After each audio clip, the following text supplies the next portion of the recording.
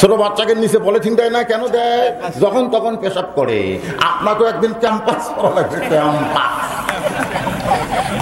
আর যদি পেশাব লাগার পরেও কোরআনের মহব্বতে যারা উঠবেন না, অনুনাজ্জিলু মিনাল কোরআনি মা হুয়া শিফা, এই কোরআন আপনার রোগ মুক্তি ওষুধ হয়ে যাবে। এখন কারা কারা ওঠেন দেখি তো। কি বিপদ রে বা, কেবল শুরু করতেছি। ইল্লা দিয়ে ইস্তেসনা করলেন। ইস্তেসনা মানে তারা ক্ষতির মধ্যে পড়বে না। তারা কারা? যাদের মধ্যে চারটা আমল, একটু চারটি কাজ থাকবে। এক নম্বর হলো ইল্লাল্লাযীনা আমানু, এক নম্বর হলো ঈমান। জোরে কোন এক নম্বর কি? ঈমানটা হলো লা ইলাহা ইল্লাল্লাহ, লা ইলাহা লা ইলাহা ইল্লাল্লাহ মুহাম্মাদুর রাসূলুল্লাহ।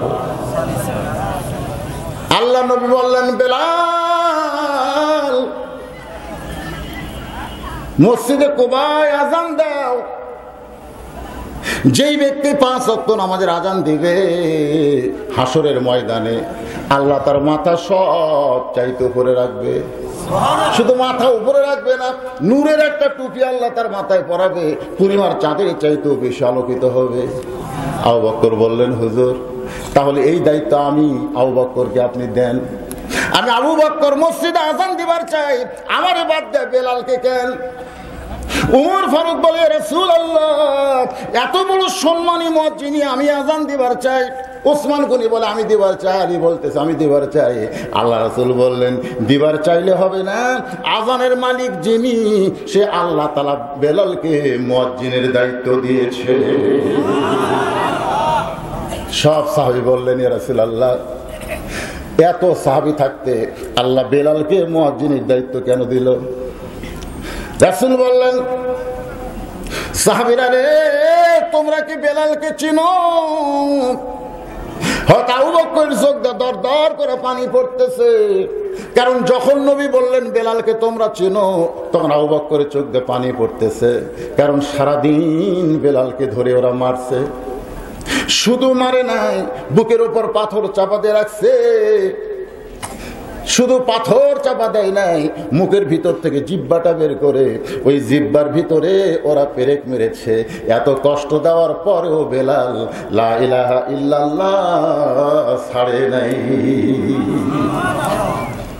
বেলালের জন্য আল্লাহ কোরআনের আয়াত নাযিল করলেন, ইন্নাল্লাযীনা ক্বালু রাব্বুনাল্লাহু সুম্মা ইসতাকামু তাতানাজ্জালু আলাইহিমুল মালায়েকা আল্লা তাখাফু ওয়া লা তাহজানু ওয়া আবশিরু বিল জান্নাতিল্লাতী কুনতুম তুআদুন। সবাই হাসতেছে, আনন্দ করতেছে। হঠাৎ আবু বকর ভিড় ঠেলে ওই কাফেরদের মধ্যে ঢুকে বললেন, তোমরা কি মানুষ না? তোমাদের মধ্যে কি কোনো মানবতা নাই? একটা মানুষকে এত মারার পরে, বুকে পাথর চাপা দেওয়ার পরে, তারপরে জিহ্বা টেনে বের করে জিহ্বার মধ্যে পেরেক মারো, তোমাদের কি কোনো দয়া হয় না? আবু জেহেল বলতেছে, আবু বকর বেলাল হলো তোমার দলের মানুষ, তোমার যদি দয়া হয় বেলালকে কিনে নাও। সেই সময় 1000 আশরাফি দিয়া হযরত আবু বকর বেলালকে কিনে যখন নবীর কাছে আসে, নবী তাকায় দেখে বেলালের জিহ্বাটা বাহিরে প্রকাশ পেয়েছে। আল্লাহর নবী ওই জিহ্বার পেরেকগুলো, কাঁটাগুলো টেনে টেনে বের করে বেলালের কপালে একটা চুমা খায়, জিহ্বার সঙ্গে নবীর জিহ্বা লাগায় দেয়। সঙ্গে সঙ্গে বেলালের জিহ্বা আবার স্বাভাবিক ধারণ করে মুখের মধ্যে ঢুকে যায়। এক সময় আল্লাহ নবী বললেন, বেলাল তুমি কি জানো বেলাল, তোমার ঈমানের নিদারুণ নির্যাতনের কারণে আল্লাহ তাআলা কোরআনের আয়াত নাজিল করেছে, তুমি বেলাল দুনিয়া ছাড়ার সঙ্গে সঙ্গে জান্নাত তোমার জায়গা হয়ে যাবে। হযরত বেলাল ছোট বাচ্চার মতন কাঁদতেছে, ছোট বাচ্চার মতন কাঁদে। রাসূল বলে, বেলাল বেলাল কান্দো কেন, কান্দার কারণ কি? বেলাল বলে ইয়া রাসূলুল্লাহ রব্বানা আতিনা ফিদ দুনিয়া হাসানাতাও ওয়া ফিল আখিরাতি হাসানা। আল্লাহর কাছে যখন দোয়া করি আমরা দুনিয়ার সৌন্দর্য চাই, আমি বেলাল মরে গেলে আল্লাহ জান্নাত দিবে, কিন্তু এই ঈমানের কারণে আল্লাহ কি দুনিয়ায় আমারে কিছুই দিবে না? রাসূল বলে বেলাল তুমি কি চাও? বেলাল বলে যে আল্লাহকে কলিজার মধ্যে জায়গা দিয়েছি, আমি বিশ্বাস করেছি আল্লাহর চাইতে বড় কেউ নাই, সে আল্লাহর কথাটা আমি বড়ত্ব আকারে প্রচার করতে চাই। নবী বললেন বেলাল আজকে মক্কার যে পরিবেশ, এই মক্কার পরিবেশে আল্লাহু আকবার জোরে বলা যাবে না, বরং যেদিন পরিবেশ আসবে সেদিন তোমাকে সর্বোত্তম দায়িত্ব দেওয়া হবে। মদিনায় সেই পরিবেশ পাওয়ার কারণে বেলালকে মুয়াজ্জিনের দায়িত্ব দেওয়া হলো। এখান থেকে প্রমাণ হলো ঈমানের কত দাম। সেই ঈমানটা আমাদের কাছে রক্ষা করার দরকার আছে না? দুই নম্বর হলো ওয়া আমিলুস সলিহাত, নেক আমল করা লাগবে। এই নেক আমল বুঝাইতে গিয়া ছোট্ট একটা ঘটনা আপনাদের সামনে বলবো, শুনবেন? তাহলে শুনলে বুঝতে আপনাদের সহজ হয়ে যাবে। বাংলাদেশের সরকার বহু চেষ্টা করতেছে মাদক মুক্ত বাংলাদেশ করবে, ঠিক কিনা বলেন? মাদক মুক্ত, হাইরে এখনকার মদের নাম হচ্ছে বাবা ইয়াবা কি সব নাম। তরমুজের মধ্যে সেদিন একদিন শুনলাম যে এদের সব বাঙ্গি টাঙ্গি লিয়া যায় না, তরমুজ বাঙ্গি, এর ভেতরে আবার যাত্রার ভিতরে আবার পাওয়া যাচ্ছে। সরকার প্রশাসন বাহিনী হিমশিম খাচ্ছে। মাদক মুক্ত সমাজ কেমন উপহার দেওয়া যায় এই জন্য সরকার হিমশিম খাচ্ছে। দরকার ঠিক কিনা? আমি সরকারকে বলবো ছোট্ট একটা আমল করেন। এখানে আল্লাহ বলতেছেন ঈমানের পরে আমিলুস সলিহাত। হযরত ওমর জোহরের নামাজ পড়ার জন্য মসজিদে যাচ্ছেন। কোন নামাজ? পড়ানোর জন্য, পড়ার জন্য না, পড়ানোর জন্য। হঠাৎ হযরত ওমর দেখতে পায় রাস্তা দিয়ে একটা যুবক ডানেও যায় বামেও যায়। হযরত ওমর দূর থেকে দেখতে পায় রাস্তা একটা যুবক ডানেও যায় বামেও যায়, কখনো বামে যায় কখনো ডানে যায়। ওমর ফারুক চিন্তা করলেন ও আমিলুস সলিহাত হলো ডান দিক দিয়ে যাওয়া, নেক আমল রাস্তার কোন ধার দিয়ে যাওয়া। কিন্তু ছেলেটা ডানেও যায় বামেও যায়। ওমর ফারুক খুব দ্রুত গতিতে ছেলেটার সামনে গিয়ে ছেলেকে সালাম দিলেন, আসসালামু আলাইকুম ইয়া ইবনি। ওমর ফারুক দেখলেন ছেলেটার কেউ না, তারই আদরের সন্তান আবু শামা। সালাম দিলেন আসসালামু আলাইকুম ইয়া ইবনি। বাবা হয়ে সন্তানকে সালাম দেওয়ার দরকার আছে না? দরকার আছে না? ছেলে যদি আপনাকে সালাম না দেয় আপনি কখনো মনে করবেন না যে আপনার ছেলে অভদ্র, আপনি কখনো মনে করবেন না। কারণ আপনি খেয়াল করে দেখবেন আপনার ছেলে কিন্তু তার শ্বশুর সালাম দেয়, দেয় না? মামা শ্বশুর দেয়, চার শ্বশুর দেয়, কিন্তু আপনার দেয় না। আপনার না দেওয়ার পিছনে কারণ হলো আপনি ছেলেকে সালাম শিখান নাই। আপনি ছেলেকে সালাম দেন, একদিন দেন, সারা বছর আর দেওয়া লাগবে না। তাহলে একদিন ছেলেকে সালাম দেন, সালাম আলাইকুম, ওই শরম পাই দেখবে বাবা। আর নাই এখন আব্বাকে সালাম দেওয়া লাগবে। ওমর ফারুক ছেলেকে সালাম দিলেন আসসালামু আলাইকুম ইয়া ইবনি। সঙ্গে সঙ্গে আবু শামা বলতেছে আপনি কে? আপনি কে? আপনাকে তো চিনলাম না। আপনি কে গো ভাই? আপনার পরিচয় কি? ওমর ফারুক চমকে গেলেন। আমার ছেলে আমাকে ভাই বলতেছে, ব্যাপার কি? মুখটা এদের নাকটা আবার মুখের কাছে নিয়ে যায়, মুখের কাছে দেখে ছেলে স্বাভাবিক নাই, ছেলে মদ পান করেছে। ওমর ফারুক চারিদিকে তাকালেন, চারিদিকে তাকায় দেখেন কেউ দেখে নাই, কেউ দেখে নাই। কেউ যদি মদ পান করে তার নেক আমল হলো যে মদ পান করবে তাকে 80টা বেত্রাঘাত মারা লাগবে। জোরে বলেন কয়টা? 80টা বেত্রাঘাত মারা লাগবে।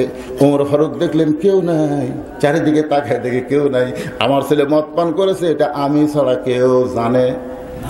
এ কথা যেই বলতেছে আমি ছাড়া কেউ দেখেনি, কেউ জানে না, এমন সময় ভিতরের ঈমান বলতেছে তুমি যদি ঈমানদার হও তাহলে তোমার ঈমান কি বলতেছে? দুনিয়ার কেউ না দেখলেও তোমার আল্লাহ দেখেছে। কেউ না দেখলেও কে দেখে? আরো জোরে। সকালবেলা চা খাচ্চার গল্প করতেছে, একলাই 20টা মারছি, একলাই 20টা মারছি, কেউ দেখেনি। দরজা জানলা বন্ধ করে মারছি। আপনি বলেন তো, যদি কেউ বলে 120টা মারছি কেউ দেখেনি, সঙ্গে সঙ্গে তার ঈমান বাতিল হয়ে যাবে। কারণ বিশ্বাস করা লাগবে কেউ না দেখলেও আল্লাহ দেখেছে। ধরে কোন ঠিক কিনা? ওমর ফারুক চাইছিল আমার ছেলে বাঁচান যাবি, কেউ দেখে না, আমি নিজেই দেখছি, কিন্তু ঈমান বলতেছে আল্লাহ দেখছে। সঙ্গে সঙ্গে এক টানে মাথার পাগড়ি করলেন। খুব খেয়াল করবেন, এই পাগড়ি আমি গলায় দিয়েছি, নামাজের সময় পাগড়ি মাথায় দে, আবার অন্য কোনো কাজেও পাগড়ি ব্যবহার করা লাগতে পারে। দরকার লাগে কে লাগে না ভাইজান? সেই সময় তো হাতে হ্যান্ডকাপ লাগাবে, কিন্তু ওমর ফারুকের হাতে তেমন কিছুই নাই। এক টানে মাথার পাগড়ি খুলে সেই পাগড়ি দিয়ে আবু শামার দুইটা হাত বেঁধে টেনে টেনে মসজিদে নিয়ে গেলেন। মসজিদে নিয়ে গিয়ে বারান্দার একটা থমে এরকম খুঁটিতে আবু শামাকে মলমা দিয়া বাঁধলেন, হাত পা মলমা দিয়ে বেঁধে। ওমর ফারুক যোহরের সুন্নত নামাজ পড়ার জন্য মসজিদের মধ্যে ঢুকলেন। ওমর ফারুক মসজিদের মধ্যে ঢুকে সুন্নত জোহরের পূর্বে 4 রাকাত সুন্নত আছে না নাই? সর্বসাকুল্যে 12 রাকাত সুন্নত পড়বেন আপনারা। জোরে বলেন কয় রাকাত? তার মধ্যে জোহরের মধ্যে 6 রাকাত, আগে 4 পরে 2, মাগরিবের পরে 2, এশার পরে 2, আবার ফজরের আগে 2। এই সর্বসাকুল্যে কয় রাকাত? এই জোরে নামাজ পড়েন না আপনারা? পড়েন না? তাহলে জোরে বলেন কয় রাকাত? জোহরের 4 রাকাত সুন্নত হযরত ওমর পড়তেছে। এমন সময় সাহাবীরা মসজিদের বারান্দায় এসে থমকে যায়। কেড়ে খুঁটির মধ্যে ওটা বান্দা কেড়ে হাত পা বাঁধছে, গ্যাঁ গ্যাঁ করতেছে। কাছে যায় দেখে অর্ধ পৃথিবীর খলিফা হযরত ওমরের সন্তান। সাহাবীরা বলে, কে বাঁধলো রে, কে বাঁধলো? একজন সাহাবী বলে, সিল্লেস কেন? ভিতর থেকে তাকায় দেয়, তাকায় দেখে আল্লাহর বান্দা সেজদায় আছে। সবাই বলতেছে ওমর ফারুক মসজিদে নামাজ পড়ে আর বারান্দায় খুঁটির মধ্যে ছেলের বান্দা রাখে, এটা দুনিয়ার কেউ করে নাই, এটা নিশ্চয় হযরত ওমর করেছে। আর কোনো কথা বাজায়? সবাই সুন্নত নামাজ পড়ার পরে যখন নামাজের সময় হয়ে গেল, ওমর ফারুক মসজিদের মেহরাবের মধ্যে ঢুকলেন। সবাই তাকায় দেখে টুপি আছে কিন্তু পাগড়ি নাই। জোরে কোন কি নাই? টুপি আছে কিন্তু পাগড়ি নাই। পাগড়ি ছাড়াই হযরত ওমর যোহরের 4 রাকাত নামাজ আদায় করলেন। নামাজ শেষ করার পরে 2 রাকাত সুন্নত পড়ে ওমর ফারুক খুব দ্রুত গতিতে মসজিদের বারান্দায় এসে হাজির হয়ে ছেলের দিকে তাকায় দেখে ছেলে খালি কাঁদতেছে আর বলতেছে, বাবা আমাকে ছেড়ে দাও বাবা, আমাকে ছেড়ে দাও বাবা, আমি কি দোষ করলাম? দেখো বাবা, তুমি অর্ধ পৃথিবীর খলিফা হওয়ার পরে তোমার সন্তান কেমন করে কে বাঁধলো বাবা, তোমার সন্তান কেমন করে কে বাঁধলো বাবা। ওমর ফারুকের চোখ দিয়ে দর দর করে পানি পড়তেছে। এই পানি পড়ার কারণ হলো 2টা। 1 নম্বর কারণ হলো, কিছুক্ষণ আগেই তুই আমাকে ভাই কইছিস, যখন কি কইছিস, এখন আবার বাবা বলতেছিস। কিছুক্ষণ আগেই ভাই কইছিস, এখন আবার বাবা বলতেছিস। এটা হলো কান্নার 1 নম্বর কারণ। ইমাম গাজ্জালি বলেছেন, দুনিয়াতে যত মদ আছে সেই মদ যদি কেউ পান করে 2-4 ঘন্টা পরে মদের নেশা কেটে যায়। মদের নেশা কেটে যায়, যতই মদ পান করুক না কেন 2-4 ঘন্টা পরে আর মদের নেশা। কিন্তু আমি ইমাম গাজ্জালির কাছে এমন একটা মদের খবর আছে, যে মদ পান করলে তার মৃত্যু না হওয়া পর্যন্ত নেশা কাটবে না। সমস্ত ছাত্র বলল, হুজুর সেই মদের নাম কি, যেই মদ পান করলে না মরা পর্যন্ত নেশা কাটে না? ইমাম গাজ্জালি বললেন, সেই মদের নাম হলো দুনিয়ার মহব্বত। দুনিয়ার মহব্বত কেউ যদি একবার ভিতরে ঢুকায়, আজরাইল না দেখা পর্যন্ত তার নেশা কাটে না। আগে বাড়ি আসছিল আপনাকে এই গ্রামে, নাম কি? সাইদাবাদ। কেটে গ্রামে থাকবো, টাকা নাই আমার। সিরাজগঞ্জ শহরে গেছে, শহরে একটা 5 তলা বাড়ি করছে। টাকার চারিদিকে টাকা, বুঝলেন না? এখন কতগুলো লোকের খালি টাকা। করোনার সময় আপনাকে টাকা, এই টাকাগুলো গেল কোন জায়গায়? টাকা আসলে নাই, জোরে কেন আসলে নাই?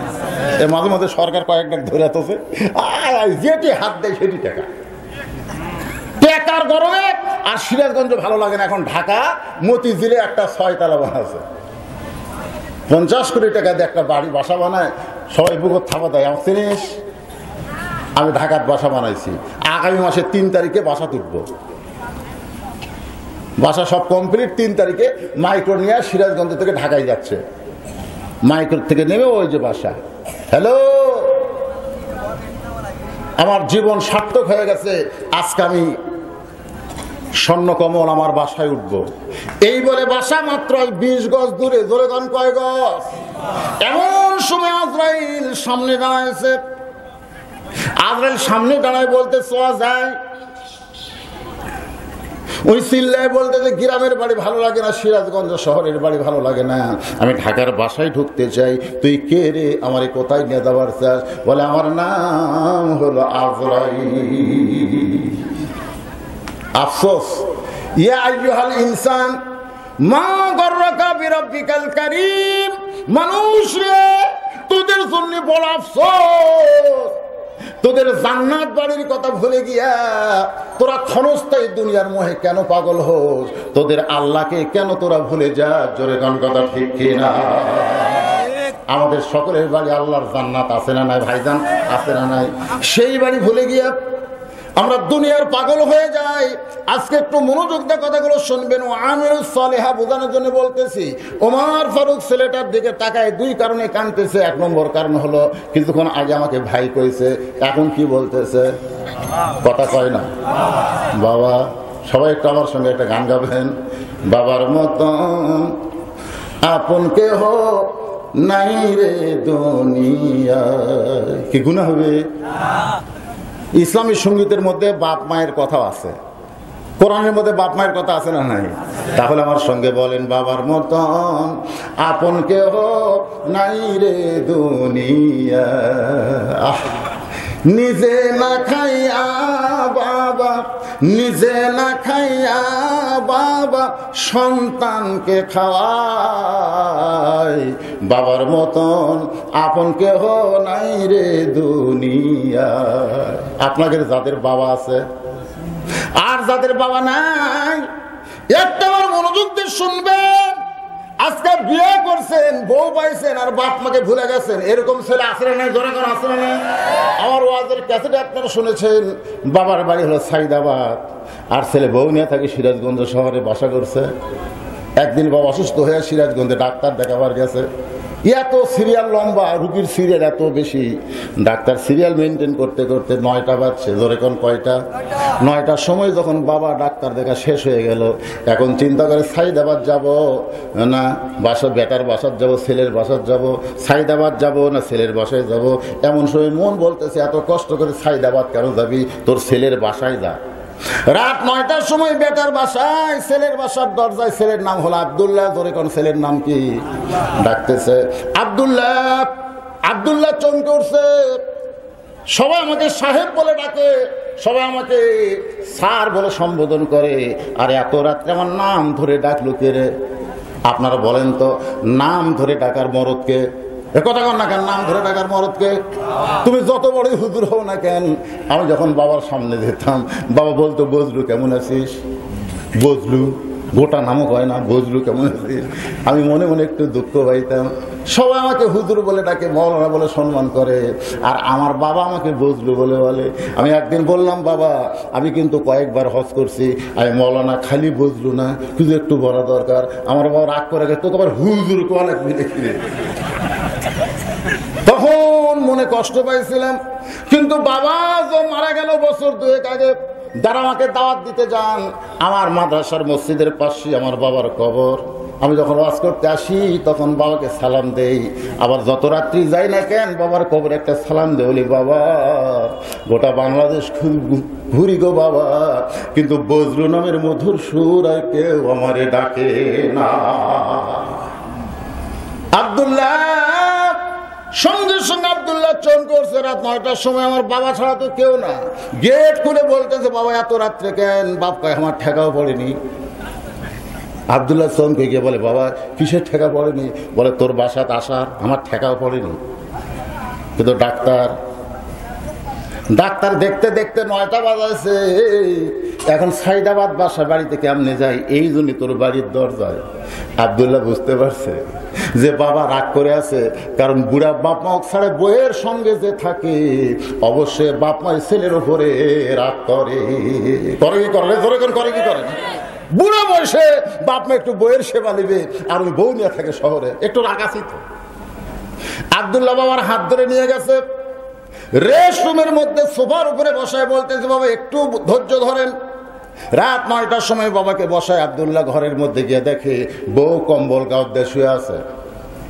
আব্দুল্লাহ বলে, বিবি আমার বাবা তো কোনোদিন আসেই না, আজকে ডাক্তারের কারণে আইছে, বাবার একটু খাবার দাও। বউ বলতে, তুমি জানো না লক্ষ্মীটি, সকাল থেকে আমার মাজা বেদনা করতেছে, পিঠের মধ্যে খালি শিরশির শিরশির করতেছে, আমি খাবার দেবার পারবো না, তুমি খাবার দাও।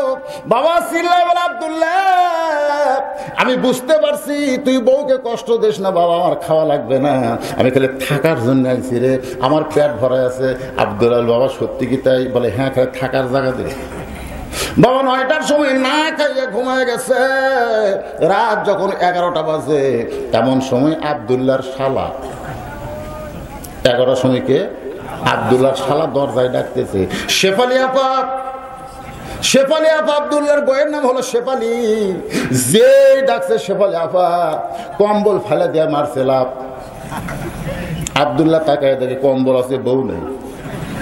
বউ গেল কোন জায়গায়?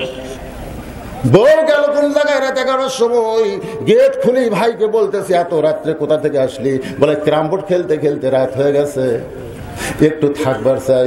বোন বলতেছে, পাগল হয়েছিস তুই, না খাইয়া ঘুমাইলে আমার কলজা শান্তি পাবে না, বল কি খাবি? ভাই বলতে, চাপা কিছুই খাবো না। বলে, পাগল হয়েছিস, একটুখানির জন্য বস, গোস্ত গরম করছে, তরকারি গরম করছে, ভাত গরম করছে, সব গরম করে ভাইয়ের সামনে দিয়া বলতেছে, খা ভাই, খা ভাই। আব্দুল্লাহ ঘরের ভিতর থেকে চিন্তা করে, 9টার সময় আমার বাবা না খাইয়া ঘুমাইলো, আর 11টার সময় বলে খাবাই খাবাই, ব্যাপার কি? বার হয়ে দেখে 5 তরকারি গরম ভাত, শালার মাথায় বইয়ের হাত। কয় তরকারি? 5 তরকারি গরম ভাত, শালার মাথায় বইয়ের হাত। খালি বলতে যে খাবাই খাবাই। সঙ্গে সঙ্গে আব্দুল্লাহ ওয়া আমিলুস সালিহা, একটু খেয়াল করবে নেক আমল কারে কয়। আস্তে আস্তে বাবা যেই ঘরে ঘুমায় ওই ঘরে জানলার কাছে গিয়ে দেখে জিরো বাল্বের আলোতে, জিরো বাল্ব জ্বলতেছে, ওই বাল্বের আলোতে বাবার শুকনা মুখটা দেখতে পায়। সঙ্গে সঙ্গে আল্লাহর কোরআন সামনে দাঁড়ায় বলে, ওয়া কাযা রাব্বুকা আল্লা তা'বুদু ইল্লা ইয়াহু ওয়া বিল ওয়ালিদাইনি ইহসানা। লিল্লাহি তাকবীর।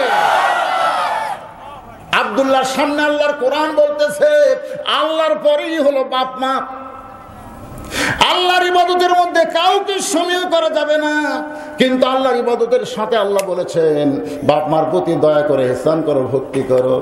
আব্দুল্লাহ রে, যেই বাবা না খাইয়া তোরে লেখাপড়া করাইলো, যে বাবা না খাইয়া বাসা বাড়ি না কইরা তোরে এত কিছু করলো, আজকে তোর সেই বাবা 9টার সময় না খায় ঘুম পাড়তেছে, আর তোর শালার সামনে 5 তরকারি গরম ভাত, তোর কি করার কিছুই নাই?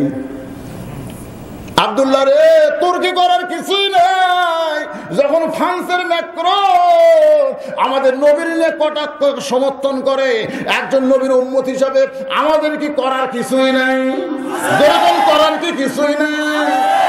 আজকে বাংলাদেশে মোল্লারা, মৌলবীরা, মসজিদের মুসল্লিরা মিছিল করে, ইসলামী দলগুলো মিছিল করে, প্রতিবাদ করে, কিন্তু বর্তমান সবচাইতে বড় 2টা দল আওয়ামী লীগের বিএনপি একটাবারও প্রতিবাদ করে না। এরা কি নবীর শাফাত চায় না? প্রধানমন্ত্রী 90% মুসলমানের প্রধানমন্ত্রী ফ্রান্সের পণ্য বয়কট করার আহ্বান করা দরকার ছিল। কথা ঠিক কিনা? আমরা জানি সবার মনে মনে খালি হাসে রে বাবা। সূরা আসর থেকে তাফসীর হচ্ছে, কি মন খারাপ করতেছেন? কয়টা বাজলো বারে? চলবে 11:15 বাজতেছে, আর কিছু সময়। না না, আপনাদের বসার সাইজ দেখে মনেই হচ্ছে না, আমার তো হাতে ঘড়ি নেই, মনেই হচ্ছে না 11:15, মনে হচ্ছে কেবল 10টা বাজতেছে।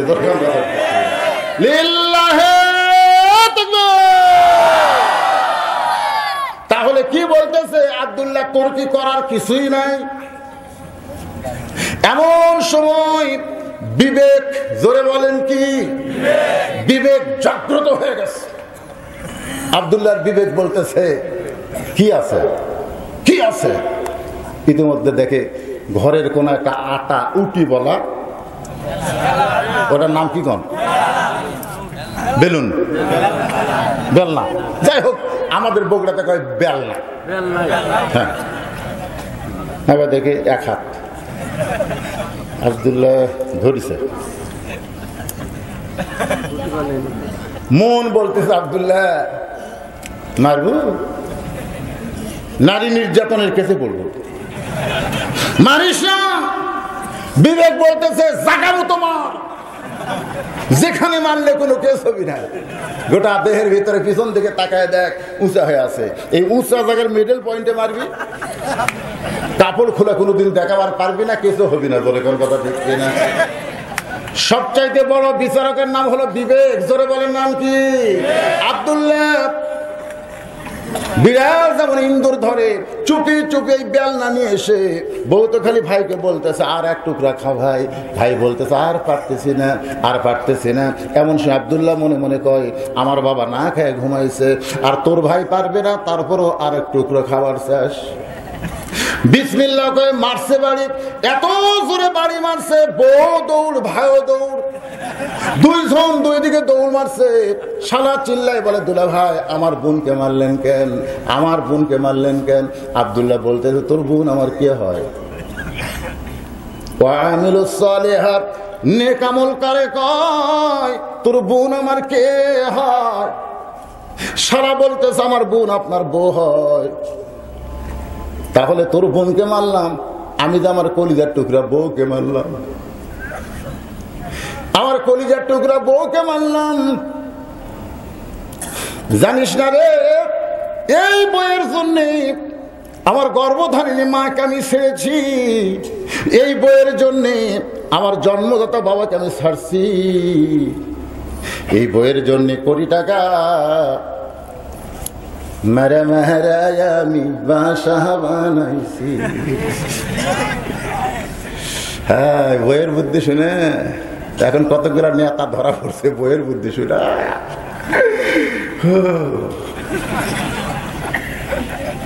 এই বউ সম্পর্কে আল্লাহ কোরআনে বলেছেন হুন্না লিবাসুল লাকুম ওয়া আনতুম লিবাসুল লাহুন্না। এই বউটাকে আমি মারলাম কেন? দেখবার চাস তাহলে আমার সঙ্গে আয়। শালা বলতেছে আমাকেও মারবেন নাকি? আব্দুল্লাহ মারবো না, শুধু দেখাবার চাই। এবার শালার হাত ধরে নিয়ে গেছে, বাবা যেই ঘরে ঘুমায় জানলার কাছে গিয়ে বলে তাকায় দেখ ঘরের মধ্যে ঘুম পড়ে কে?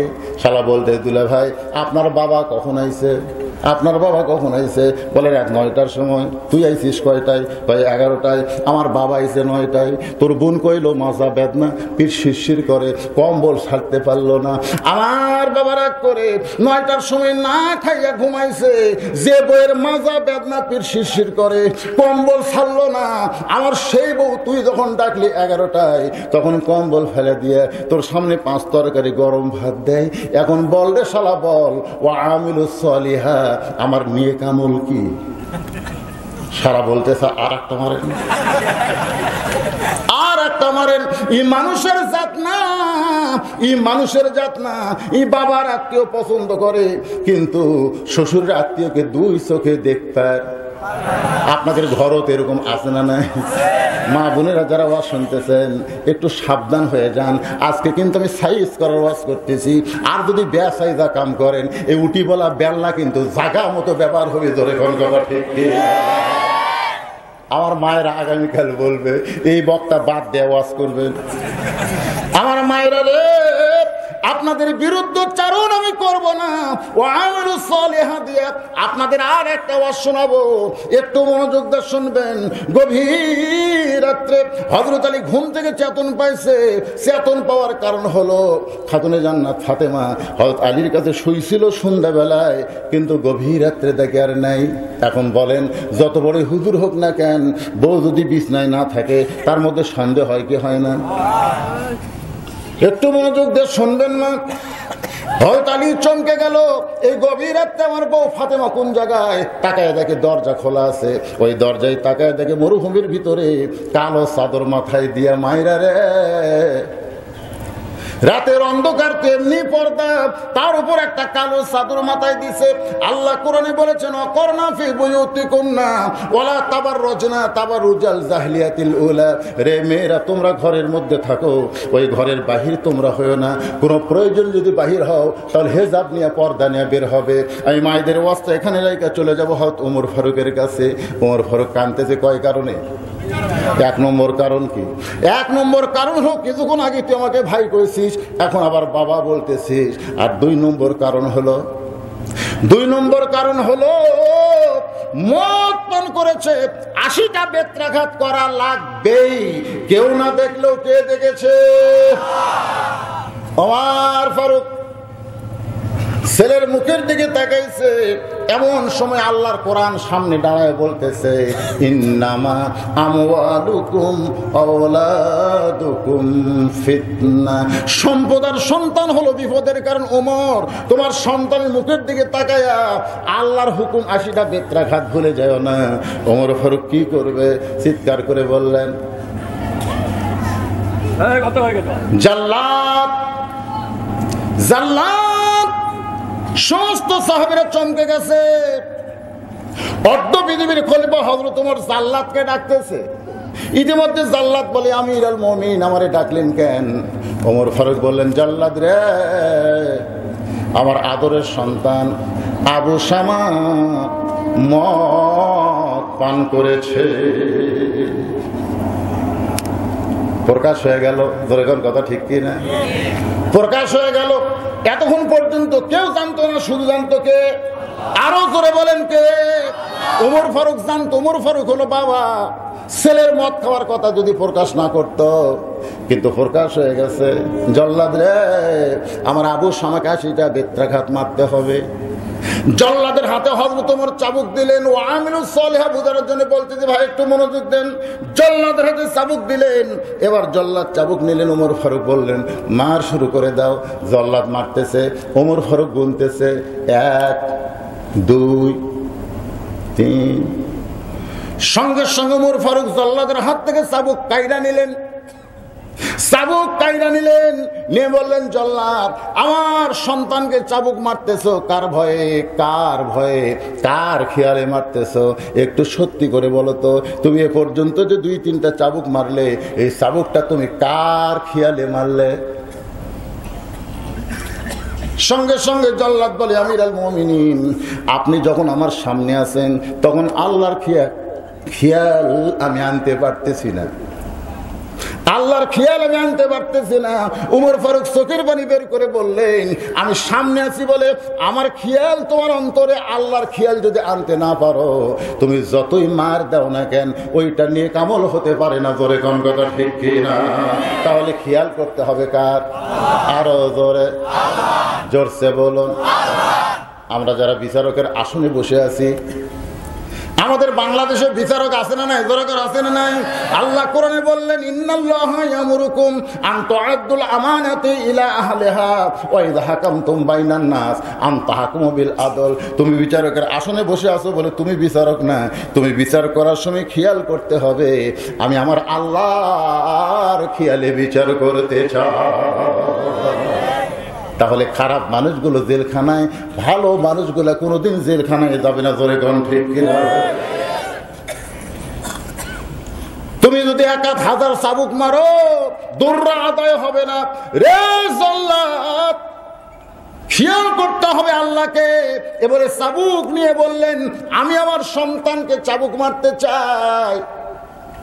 ওমর ফারুক চাবুক মারা শুরু করলেন। 2 থেকে গণনা শুরু করলেন। সমস্ত সাহাবীরা বললেন আমিরুল মুমিনিন, জল্লাদ তো 2টা চাবুক মারছে, আপনি 3 থেকে গণনা শুরু করেন। ওমর ফারুক বললেন বান্দার খেয়ালে 2 বাড়ি, আল্লাহর খেয়ালের 1 বাড়ির সমান। 2 থেকে গণনা শুরু করে চাবুক মারা শুরু করলেন। ওমর ফারুকের স্ত্রী দাঁড়ায় আছে, আবু শামার মা দূর থেকে দেখতেছে, বোন দেখতেছে, ভাই দেখতেছে, কিন্তু বাবা তার ছেলেকে মারতেছে। কেউ দৌড়ে এসে সামনে দাঁড়ানোর সাহস নাই। আমরা যখন সন্তানকে একটু একটু কি করতে চাই, শাস্তি দিবার চাই, মা দৌড়ে আসে না? বাড়ির যে শুনি সারাদিন মোবাইল দেখে, মোবাইল ছাড়া ভাতে খায় না। ভাত দিলে কি হচ্ছে না, ছোট্ট না, 1.5 বছর বয়স, কাঁদবে, মোবাইলের গেম দিছে, ওই দেখে দেখে। এই ছোট্টবেলা থেকে যারা বাচ্চাদের হাতে মোবাইল দিলেন, আপনারা যে কি সর্বনাশ করতেছেন, কি যে ক্ষতির মধ্যে আপনারা পড়তেছেন ভাই, বলার ভাষাই নাই। ছোট ছোট বাচ্চা আসে, হুজুর আপনার একটু সেলফি নিতে চাই, সেলফি।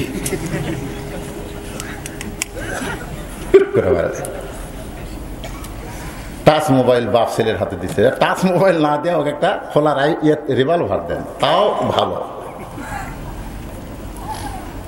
আপনাদের এলাকাতে আছে? আছে। আমি যুবকদের জন্য, ছোট বাচ্চার জন্য নসিহতমূলক আমিল সালেহা বোঝানোর জন্য বলতেছে, একটু মনোযোগ দিয়ে শোনেন।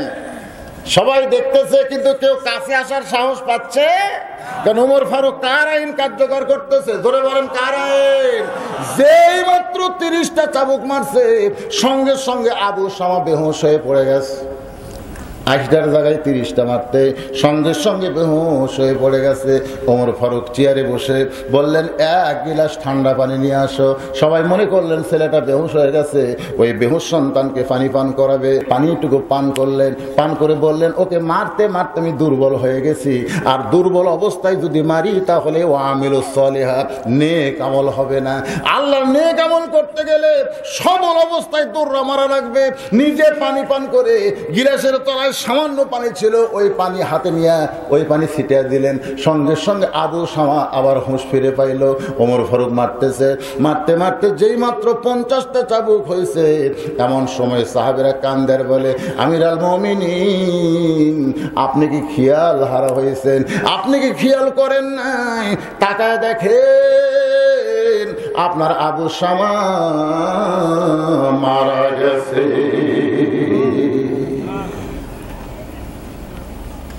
তাকায় দেখেন আপনার আবু শামা মারা গেছে। ওমর ফারুক চাবুকটা কোমরের মধ্যে পেঁচায় রেখে হাঁটু গেড়ে বসে সন্তানের কপালে চুমা দিলেন। বাজান গো, আল্লাহর খেয়ালে মারতেছিলাম, আল্লাহর খেয়ালে মারতে মারতে তুই যে মরে গেছিস বাবা, আমি একটা বারও খেয়াল করি নাই। রে সাহাবীরা, আমার আবু শামার জন্য তোমরা কবর খনন করো, আমি নিজে আবু শামাকে গোসল করাই দিব, আমি নিজে আবু শামাকে কাপড়ের কাপড় পরাই দিব, আমি আবু শামাকে জানাজার নামাজ পড়ায়া নিজের হাতে কবরের ঘরে ঘুমায়া দিব। খুব মনোযোগ দিবেন, এখানে 5টা কথা আছে। জোরে কোন কয়টা?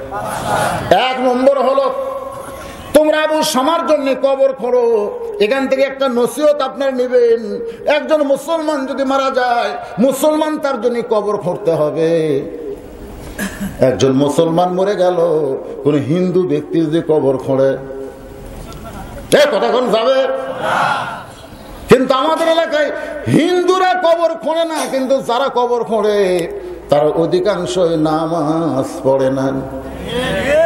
কেউ মরে গেলে ওরা 5 জন যায়, কয় ভাই আমরা কবর খোঁড়বার যাচ্ছি, 10 প্যাকেট সিগারেট দেন। হ্যাঁ, সিগারেট দেওয়া লাগে। ওরা এখন সিগারেট ধরে নিয়ে বাড়ির থেকে সিগারেট নিয়ে টানতেছে, কোদাল কান্দত লিয়ে, যার যে যন্ত্র অস্ত্র নিয়ে কবর যাচ্ছে, যে কবরের দাগ দিচ্ছে সিগারেট মুখত, কোদাল মারতেছে, সিগারেট টানতেছে, মাটি তুলতেছে ওর মুখত একটা, যে সমান করতেছে ওই একটা মুখত দিছে। ওই গোরস্থানের মধ্যে মনে হয় ভাটা জল আছে। জোরে কোন কি জল আছে? ফেরেশতারা গোরস্থানে আসছে, দৌড় মারতেছে। আল্লাহ কয় দৌড়ে দৌড়ি করিস কে? আল্লাহ যে হারে বিড়ি খাচ্ছে আমার ধার্য দেওয়া পারতেছি, কারণ ফেরেশতারা সব সইতে পারে, দুর্গন্ধ সইতে পারে না। জোরে কোন কথা ঠিক? আপনারা চিন্তা করে দেখেন, আপনার কবর কে খুঁড়বে? আপনি মুসলমান মরবেন। আল্লাহর বান্দারা একটু মনোযোগ দিয়ে শোনেন। সাহাবীদের বললেন তোমরা কবর খোঁড়ো। কবর খোঁড়া শেষ, ওমর ফারুক নিজের হাতে সন্তানকে গোসল করাইতে গিয়ে দেখেন অনেক জায়গায় চামড়া করে আলোচনা করতেছি।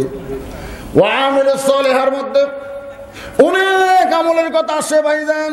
ওমর ফারুক জানাজার দাঁড়াবে, এই জানাজার দাঁড়ানোর উপরে যে একটা প্যাথেটিক সিন হবে, একটা সাইজ হবে। সাইজটা আপনাদের সামনে উপস্থাপন করার আগে আমি যেখানে ওয়াজ করতে যাই, আমার আগে যারা ওয়াজ করে তাদেরকে বলি, ভাইজান আদায়ের যদি মাহফিল হয় তাহলে দ্বিতীয় বক্তা দেখে তো কালেকশন করবেন। আমার ভাই আদায় যখন শুরু করলো একেবারে শেষ টাইমে এসে 2-4 টাকা দিতে আমি এসে গেছি, কি করবেন?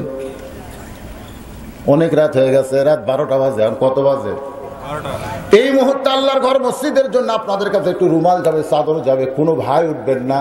কলজা ভরে গেছে এত রাত পর্যন্ত যেভাবে বসে আছেন, এখন রুমাল চাদর যাওয়ার সঙ্গে সঙ্গে যদি ওঠেন তাহলে আমালুস সালিহা আপনাদের খেলাফ হয়ে গেল। সবচাইতে বড় নেক আমল হলো আল্লাহর ঘর মসজিদকে কিছু দেওয়া। জোরে কোন কথা ঠিক কি না? নেক আমলের ওয়াজ হচ্ছে না? হ্যাঁ, চাদর নিয়ে রুমাল একজন উঠবেন না। যিনি উঠবেন, আল্লাহর ঘর মসজিদের প্রতি আপনি কোনো শত্রুতা নেই তো? মাশাআল্লাহ। আল্লাহ তোমার এক বান্দা, তুমি তো সেদিনকে টাকা দিলে, আবার আজও টাকা দিচ্ছে। আরে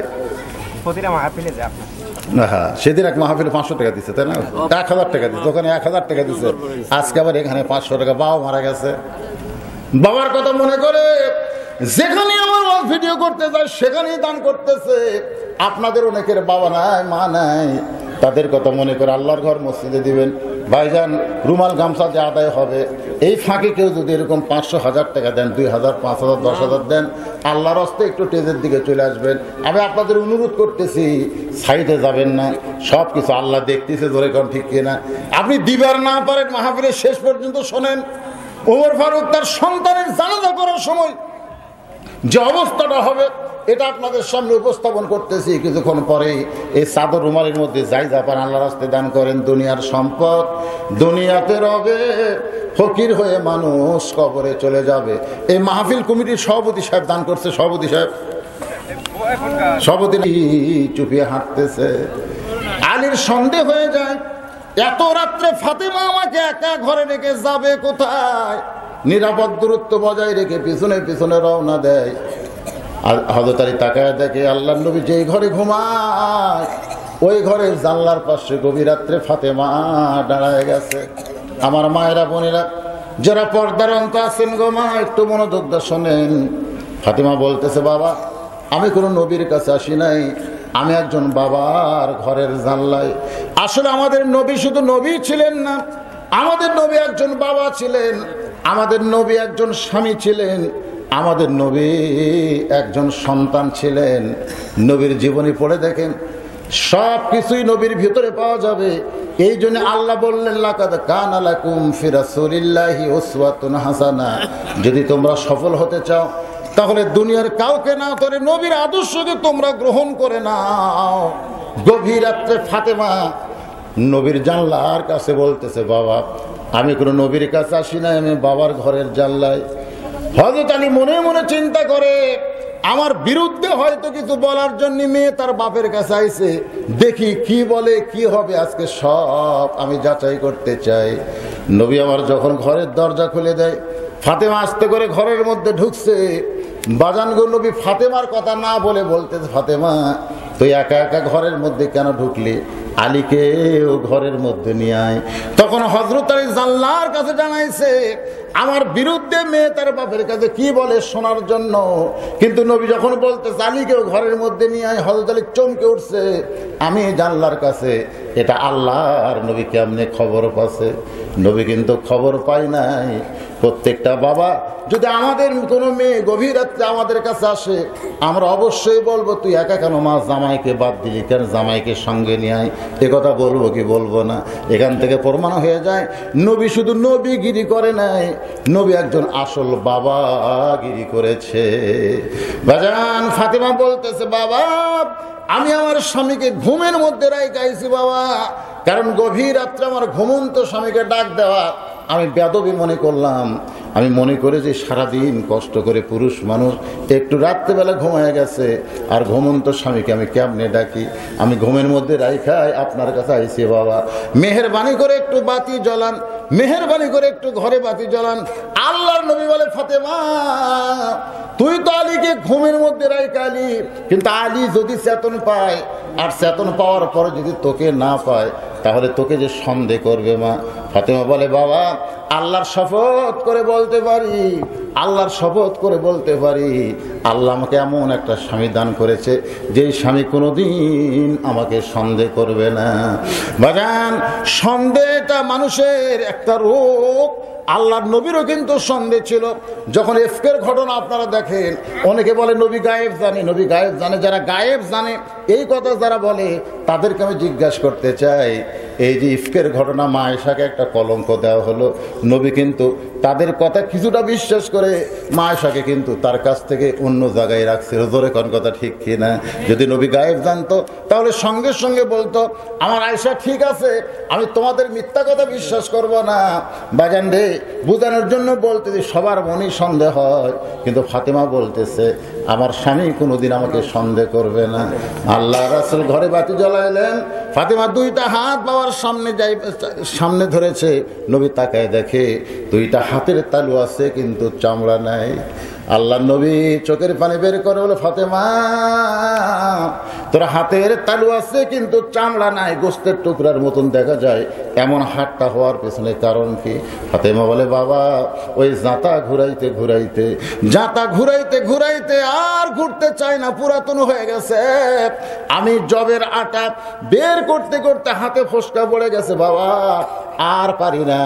আমার হাসান হোসেন দেখলে বড় কষ্ট পাবে, আমার স্বামী যদি হাতের চেহারা দেখে তাহলে বড় কষ্ট পাবে। আমি সন্তানকে দেখাইনি, আমার স্বামীরে দেখাইনি, আমি গভীর রাত্রে আপনাকে দেখাইছি, মেহেরবানি করে একটু খাবার দেন। আমি 3-4 দিন আর কাতা ঘুরাইতে পারবো না বাবা, মেহেরবানি করে একটু আমাকে খাওয়ার ব্যবস্থা করেন, আমি যেইটা আমার স্বামী সন্তানকে খাওয়াতে চাই। রাসূল ঘরের কোনায় গেলেন, একজন বাবা হিসাবে আল্লাহর কাছে বললেন, মাবুদ আপনি আমার এমন করে কেন ঠকাইলেন? দুনিয়ার কত ধনী ধনী যুবকের আমার ফাতেমাকে বিয়ে করতে চাইছিল, কিন্তু আপনি ঘটক হইয়া এই গরিব আলীর সঙ্গে বিয়ে হলো। এখন আমার ফাতেমার কষ্ট আমি কেমনে দেখবো আল্লাহ? আমি যা আর সহ্য করতে পারি না। আমি যদি শুধু নবী হইতাম তাহলে আজকে এই মেয়ের কষ্ট আমাকে দেখা লাগতো না। আমি যে শুধু নবী না, আল্লাহ আমি একজন বাবা, আমি যা আর সহ্য করতে পারি না। নবী যখন আল্লাহর কাছে কাঁদতেছে, এমন সময় ফাতেমা মাথায় ঘোমটা দিয়ে আল্লাহ নবীর ঘর থেকে বাহির হয়। নবী ডাকতে বলে, ফাতেমা আমি তো তোর বিরুদ্ধে কিছুই বলিনি মা, তুই কেন ঘর থেকে বাইরে যাস? ফাতেমা বলে, বাবা আপনি যেদিন বলেছেন আল্লাহর পরে কাউকে যদি সেজদা দেওয়ার হুকুম থাকতো তাহলে প্রত্যেকটা বউকে বলতাম তোমার স্বামীর পায়ে সেজদা করো। আমি সেদিন থেকে বিশ্বাস করি বাবা, আল্লাহর পরে আমার কাছে সবচাইতে দামি ওই হাসান হোসেনের বাবা আমার স্বামী।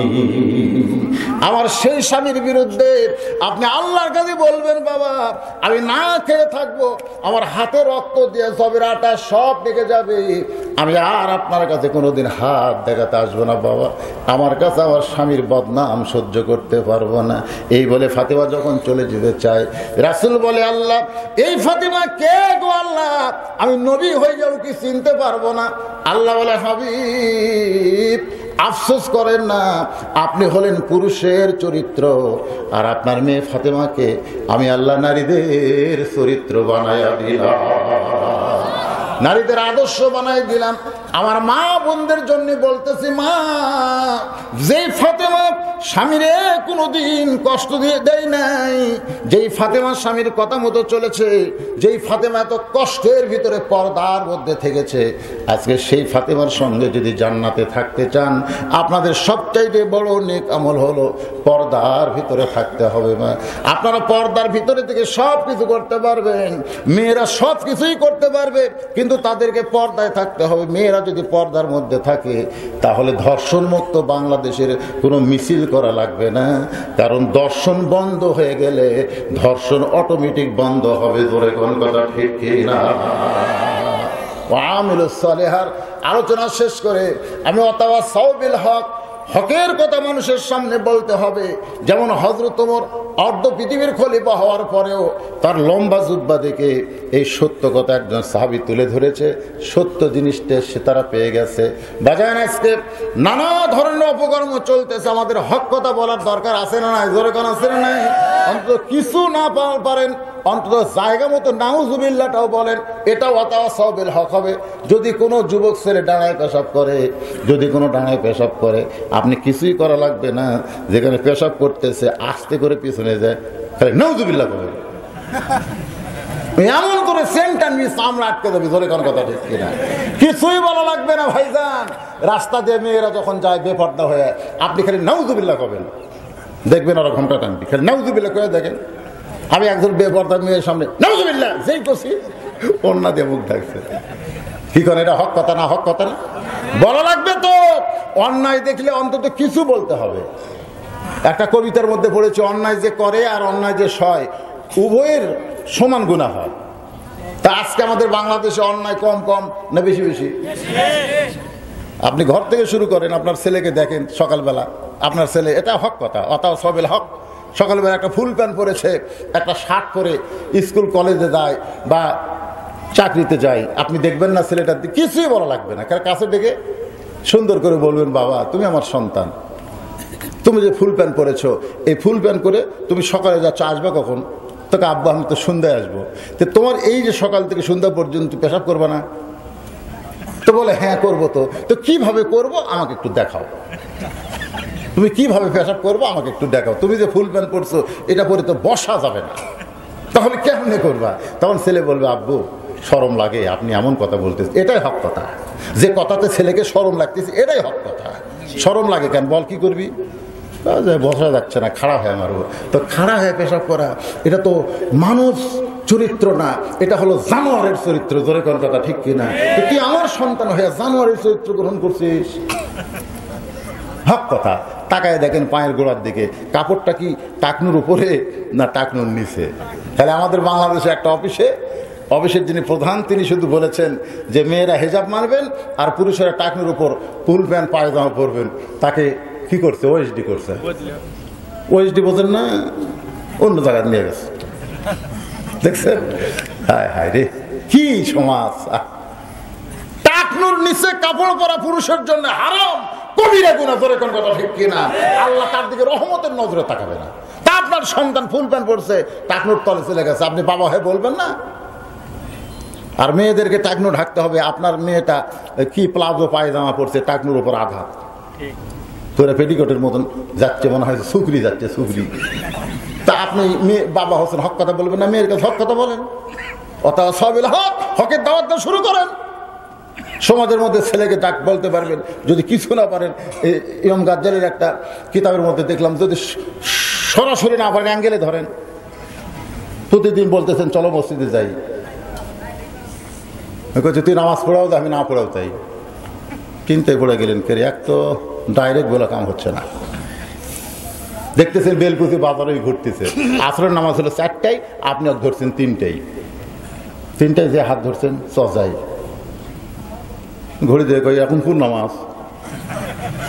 তখন কই ভাই তুই কি মনে করছিস এক নামাজ ছাড়া আমি আর কিছু পারি না? এতদিন তুমি খালি চলো নামাজে যাই, এ ছাড়া তো তোর মুখত কথা নেই। আজকে হাত ধরছি, চা খাওয়াবো, চলো চা খাওয়া যায়। নামাজের কথা বললে যে গরম হয়, চায়ের কথা শুনলে সেই গরম হবে? একটু ডাউন হচ্ছে, কে ভাই চা খাবেন? বলে হ্যাঁ, নামাজ পড়ে আসেই। তুমি যখন চেয়ার ছাড়ো না, চেয়ারটা ধরে থাকো। আমি এখানে নামাজ পড়ে আসতেছি, বেশিক্ষণ লাগবে না, 5 থেকে 10 মিনিট। এই কথা বলে যে যাচ্ছে খপ করে হাত ধরছে, নামাজে হাত ধরে বলতেছে, ভাইজান এতদিন বলছিলেন আজকে নামাজের কথা বলবেন না? না ভাই, নিয়ত করছে আর কোনোদিন তোমাকে নামাজের কথা বলবো না। তুমি থাকো ভাই, আমি পড়ে আসি। আমাকে বলবে না? না ভাই, নামাজ পড়ার কথা বললে তুমি রাগ করো। পাগলা, এতদিন বলেছো খালি খালি, 40 টাকা তুমি খরচ করছো আমার পিছনে, কইয়া দেখো। তুমি কি মনে করছো আমি মানুষ না? আমার মধ্যে একটা মানবতা নাই? মনে মনে বলতেছে আল্লাহ ডাইরেক্ট হয় না, অ্যাঙ্গেলে হচ্ছে। বলে ভাইজান সত্যি যদি নামাজ পড়ো, বলে নামাজের জন্য না, আল্লাহর জন্য না, তোমার সৌজন্যে তুমি যদি আমার পিছনে 40 টাকা খরচ করতে পারো, অন্তত তোমার জন্য আজকে আমি নামাজ পড়বো। মনে মনে কয় জাগা মতো চ, জাগা মতো চ, দেখি কি করা যায়। এবার বলতে যে ভাইজান নামাজ পড়তে গেলে আর একটা কথা শোনা লাগবে। বলে 1 টাকা 1000 টাকা, 40 টাকা খরচ করছি, যা বলবিস তাই। বলে উজু করা লাগবে। উজু যখন হয়েছে তখন বলে ভাইজান আল্লাহর ঘরের মধ্যে ঢুকবা, ডান পায়ে ঢুকতে হবে, ডান পায়ে ঢুকে জবান খুলে বলতে হবে আল্লাহুম্মা ইফতাহ লি আবওয়াব রাহমাতিক। এই দোয়াটা পড়ে ওই বেনামাজি যেই মাত্র মসজিদের মধ্যে ঢুকতেছে 40 টাকা যিনি খরচ করেছে উনি সামনে কাতারে গিয়া গোপনে গোপনে আল্লাহ বলতেছে, আল্লাহ আমার দায়িত্ব ছিল তোমার বেনামাজি বান্দাকে তোমার ঘর পর্যন্ত নিয়ে আসা, আর তোমার দায়িত্ব হলো তোমার বান্দাকে হেদায়েতের মালা পরায়া দেওয়া। আমার দায়িত্ব হলো দাওয়াত দেওয়া, আমার দায়িত্ব কিন্তু হেদায়েত দেওয়া না। আমি আগে খালি খালি দাওয়াত দিয়ে কাম করতে পারি নাই, আর 40 টাকা খরচ করে ও মাবুদ তোমার বান্দাকে তোমার ঘর পর্যন্ত ওযু করে নিয়ে আইছি। আল্লাহ এখন তুমি কি করবা করো, তোমার দায়িত্ব তোমাকে দিয়ে দিলাম। আল্লাহ কয় বান্দারে তোর দায়িত্ব যখন শেষ হবে আমার দায়িত্ব তখন শুরু হবে। আসরের নামাজ শেষ করে সবাই যখন চলে যায় ওই লোকটা মসজিদ থেকে বের হয় না। বলে ভাইজান 40 টাকা খাওয়াইছে, আরো 10 টাকা খাওয়াবো, চলো যাই। চোখের পানি নিয়ে কান্দারে বলে ভাই রে নামাজের ভিতরে এত মজা, নামাজের ভিতরে এত শান্তি, এটা আগে জানিনি ভাইজান। আজকে নামাজ পড়ে দেখলাম আমার কলিজার মধ্যে এমন শান্তি হয়, জীবন যতদিন থাকবে আর নামাজ ছাড়বো না। আল্লাহ বলে পাগল বান্দার শোনো, তোমরা হকের প্রতি নামাজের প্রতি আল্লাহর প্রতি মানুষকে ডাইরেক্ট যদি 100 না পারো এরকম অ্যাঙ্গলে টাকা পয়সা খরচ করে তাদেরকে নিয়ে আসো। এই কাজ করতে গেলে সবর, তোমাদেরকে অনেক ধৈর্য ধারণ করা লাগবে। জোরেকার কথা ঠিক কিনা? আপনি এমনি এমনি কোরআনের আইন বাংলাদেশে চালু হোক এটা আপনি পাবেন? এই আইন চালু করতে গেলে অনেক রক্ত যাবে, অনেক জীবন যাবে, অনেকের জেলে যাওয়া লাগবে। জোরেকার কথা ঠিক কিনা?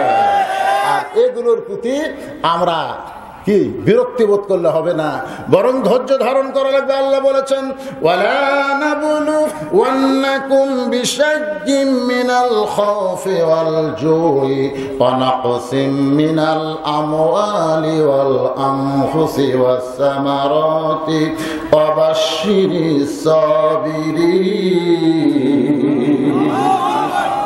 আল্লাহ আমাদেরকে তৌফিক দান করুক। সকলে বলে আল্লাহুম্মা আমিন। ইস্তিগফার করে আস্তাগফিরুল্লাহ রব্বি মিন কুল্লি জামবি ওয়া আতুবু ইলাইহি, আস্তাগফিরুল্লাহ রব্বি মিন কুল্লি জামবি ওয়া আতুবু ইলাইহি, লা হাওলা ওয়া লা কুওয়াতা ইল্লা বিল্লাহিল আলিয়্যিল আযীম। আল্লাহুম্মা সাল্লি আলা মুহাম্মাদ ওয়া আলা আলি মুহাম্মাদ কামা সাল্লাইতা আলা ইব্রাহিম ওয়া আলা আলি ইব্রাহিম ইন্নাকা হামিদুম মাজিদ। আল্লাহুম্মা বারিক আলা মুহাম্মাদ ওয়া আলা আলি মুহাম্মাদ কামা বারাকতা আলা ইব্রাহিম ওয়া আলা আলি ইব্রাহিম ইন্নাকা হামিদুম মাজিদ। সভাপতি সাহেব আপনি কিছু বলবেন? আচ্ছা, আলহামদুলিল্লাহ। আল্লাহুম্মা আমিন। আল্লাহুম্মা আনতাস সালাম ওয়া মিনকাস সালাম তাবারাকতা ইয়া যাল জালালি ওয়াল ইকরাম। মাবুদ সেই মাগরিবের নামাজের পর থেকে অনেক আগে রাত 12টা পার হয়ে গেছে, দীর্ঘ সময় পর্যন্ত তোমার পাগল বান্দা বান্দিরা আরামের বাড়ি আরামের ঘুমকে বাদ দিয়া কোরআন হাদিসের মহব্বত কলিজার ভিতরে নিয়ে এই জান্নাতের বাগানে বসে বসে কোরআন হাদিসের আলোচনা শোনার শেষে আমি গুনাহগারের সঙ্গে রহমতের দরজায় ফকির হয়ে দোকানা হাত তুলেছি। মেহেরবানি করে আজকের মাহফিল আমাদের সকলের হেদায়েতের জন্য, নাজাতের জন্য, জান্নাতের জন্য আল্লাহ কবুল করে নাও। এই মাহফিলের শুরু থেকে শেষ পর্যন্ত যত আলোচনা হলো এর মধ্যে যদি ত্রুটি হয়, ভুল হয়, মাফ করে দাও।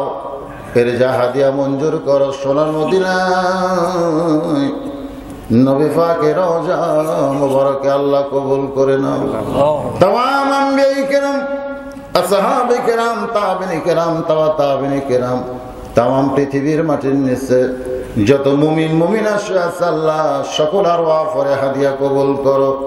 মাবুদ, আমরা যারা হাত তুলেছি আমাদের ভেতরে জনম দুঃখনী মা যাদের কবরে চলে গেছে, মায়ের মতন আপন কেহ নাই রে দুনিয়া, মা জননী নাই রে যাহা, এ দুনিয়ায় তাহার কেহ নাই, মায়ের মতন আপন কেহ নাই রে দুনিয়ায়।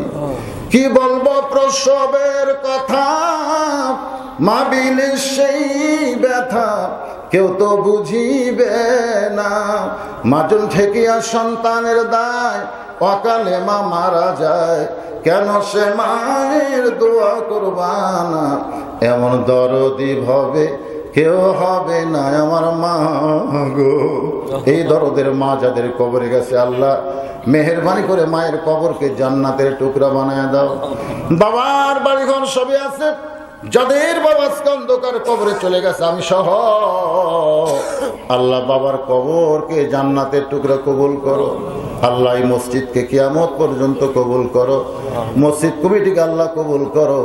মসজিদ কমিটির সম্মানিত সভাপতি, সহসভাপতি, সেক্রেটারি, কেশিয়ার, মসজিদ কমিটির সেক্রেটারি, কেশিয়ার সদস্য, ইমাম, মুয়াজ্জিন, মুসল্লি, খতিব, আল্লাহ সবাইকে জান্নাতি কবুল করে নাও।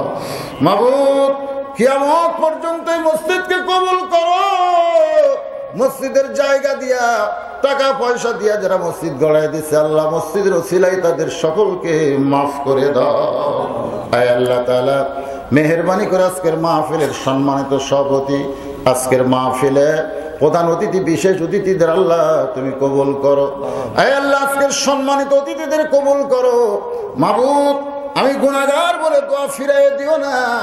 এতগুলো মানুষের মধ্যে এই গভীর রাত্রে যার দুইখানা পছন্দ হয় সেই দুই হাতের ওসিলায় আজকের গোটা মাহফিলকে আল্লাহ তুমি কবুল করো। যারা কষ্ট করে মেহনত করে এত সুন্দর জান্নাতের বাগান লাগাইছে, মুনাজাত হওয়ার সঙ্গে সঙ্গে বাগান ভাঙবে যাবে, একটা বছর পর্যন্ত আর বাগান লাগবে না। হতে পারে আজকের মোনাজাত আমাদের শেষ মোনাজাত, হতে পারে আজকের মাহফিল আমাদের জীবনের শেষ মাহফিল। যারা এত সুন্দর করে জান্নাতের বাগান লাগাই দিছে আল্লাহ তাদের সকলকে জান্নাতি কবুল করো আল্লাহ। আল্লাহ গো, এই সাইদাবাদ মধ্যপাড়ার উপরে রহমত বরকতের দরজা খুলে দাও। ও মাবুদ, তাদের ব্যবসার মধ্যে বরকত দিয়ে দাও। আল্লাহ করোনা মহামারী থেকে আল্লাহ গোটা বিশ্বের মানুষকে হেফাজত করো, বিশেষ করে মুসলমানদের আল্লাহ তুমি রক্ষা করো। আমার বাংলাদেশের প্রতি খাস রহমত করো। মেহেরবানি করে আল্লাহ সিরাজগঞ্জ জেলার এই সাইদাবাদ এলাকার জন্য রহমত বরকতের দরজা খুলে দাও। পর্দার অন্তরালের মা বোনের আবেদা সালেহা পর্দানিশি কবুল করে মা ফাতেমার চরিত্র দান করো। আমাদের মধ্যে যারা অসুস্থ সুস্থ করে দাও। কে কোন নিয়তে হাত তুলেছে আল্লাহ সকলের নেক নিয়ত নেক আশাকে কবুল করো। মাবুদ, যেদিন আমাদের মরণ হবে দিনটা যেন জুমার দিন হয়, মাসটা যেন রমজান মাস হয়। ইমানের সাথে ইজ্জতের সাথে এই দুনিয়া থেকে বিদায় নেওয়ার কালে আমাদের জবানে তুমি জারি করে দিও লা ইলাহা ইল্লাল্লাহু মুহাম্মাদুর রাসূলুল্লাহ সাল্লাল্লাহু আলাইহি ওয়াসাল্লাম। আসসালামু আলাইকুম ওয়া রাহমাতুল্লাহ।